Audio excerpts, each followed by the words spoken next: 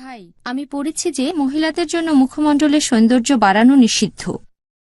এখন আমার পরিচিত এক মহিলা কিছুদিন আগে স্মল পক্স থেকে সেরে উঠেছেন। তার মুখ এখন কালো দাগে ভর্তি। এখন সেই মহিলা কি মুখে সার্জারি করতে পারবে? বোন প্রশ্ন করলেন যে মহিলাদের জন্য সৌন্দর্য বাড়ানোটা নিষিদ্ধ, এক মহিলার পক্স হয়েছে, সেই মহিলা এখন সার্জারি করতে পারবে কি না।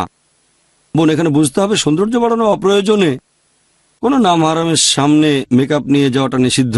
আপনি যদি আপনার স্বামীর জন্য মেকআপ করেন বা আপনার সৌন্দর্য বাড়ান তাতে কোনো সমস্যা নেই। ব্যাপারটা এমন যে সৌন্দর্য বর্ধন পুরোপুরি নিষিদ্ধ। যদি অসুখের কারণে মুখে কোনো দাগ পড়ে আর আপনি সেই দাগ সার্জারি করে তুলতে চান, কোনো হাদিস বা কোরআনের কোনো আয়াত এটাকে নিষেধ করছে না।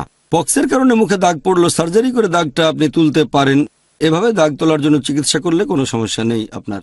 আশা করি উত্তরটা পেয়েছেন। ثم تولوا عنه وقالوا معلم مجنون